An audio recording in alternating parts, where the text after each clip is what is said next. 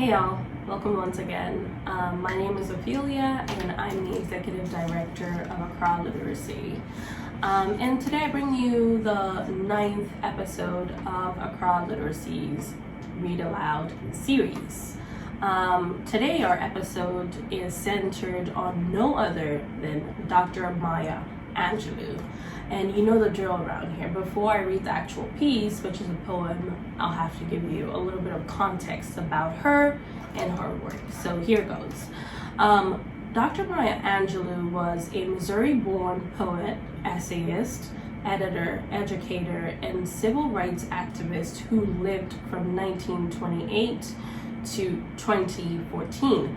During the course of her life, she also took on other roles, including being a dancer, actress, director, and producer. In 1969, her autobiography, I Know Why the Caged Bird Sings, which is based on her formative years, was nominated for the National Book Award. And fun fact, she worked as an administrator at the University of Ghana in the 60s during her stay in Ghana. This is a little bit of fun fact for especially the Ghanaians who would be watching this. She served on 2 presidential committees for Gerald Ford and Jimmy Carter in 1975 and 1977, respectively. In 1981, she was awarded the Lifetime Reynolds Professorship of American Studies at Wake Forest University in North Carolina. Another fun fact is that in 2010, she donated her personal papers and career memorabilia to the Schomburg Center for Research in Black Culture, which is located in Harlem, New York.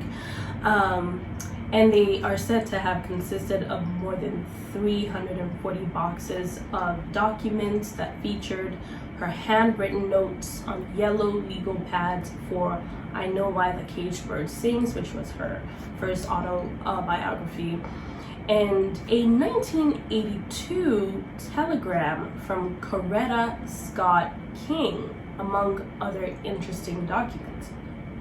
In 2000, former President Clinton awarded her the National Medal of Arts, and in 2010, former President Barack Obama awarded her the Presidential Medal of Freedom. She is said to have attained over 50 honorary degrees during the course of her life. And Maya Angelou's work often highlighted the following themes: love, loss, music, racial discrimination, gender discrimination, and struggle, among many others. Yep. And the piece that I'm going to be reading to you by her is titled When I Think About Myself. So, without much wait, here is Maya Angelou's When I Think About Myself. And here goes. When I think about myself, I almost laugh myself to death. My life has been one great big joke, a dance that's walked, a song that spoke. I laugh so hard I almost choke when I think about myself. 60 years in these folks' world, the child I works for calls me girl. I say yes ma'am for working's sake. Too proud to bend, too poor to break. I laugh until my stomach ache when I think about myself. My folks can make me split my side. I laughed so hard I nearly died. The tales they tell sound just like lying. They grow the fruit but eat the rind. I laugh until I start crying when I think about my folks. Short but sweet and effective. So here are some of the reasons why we love this poem over here at Accra Literacy and decided to highlight the piece. So the first reason is it's emphasizing of a bittersweet humor and irony. So the poem uses humor and irony to cope with and critique the difficult and often demeaning experiences of the speaker's life.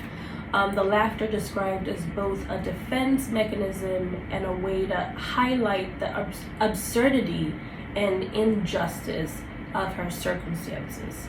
The second reason is its emphasis on racial and social injustice.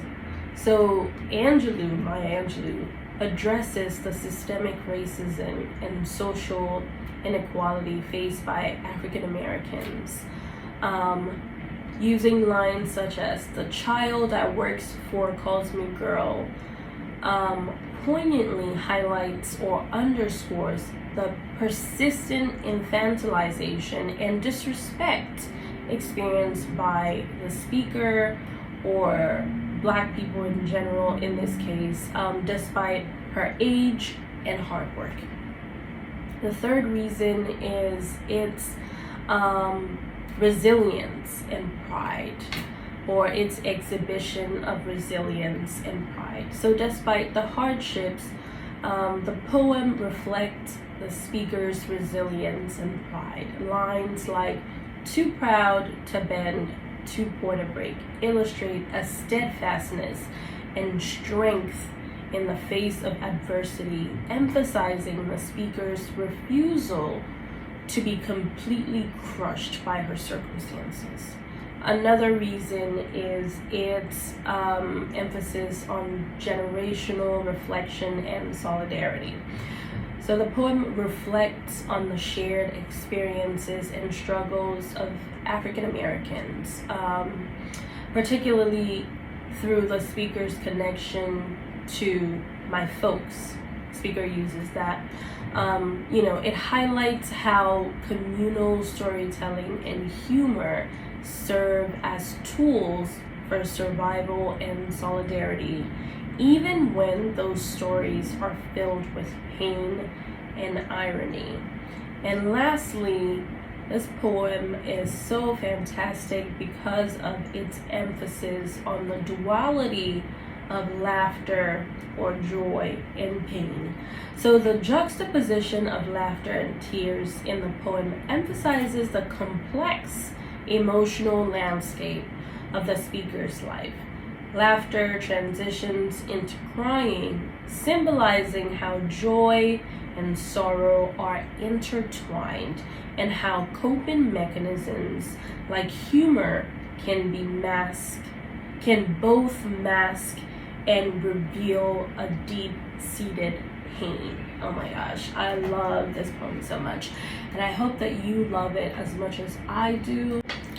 So this brings us to the conclusion of episode 9 of this Read Aloud series, and please take note that this is the second to last episode of this whole series. We may decide to bring it back, we may not. Depends on reception and so many other factors. But in the meantime, if you would like to support Accra Literacy's mission, you can do so using several means.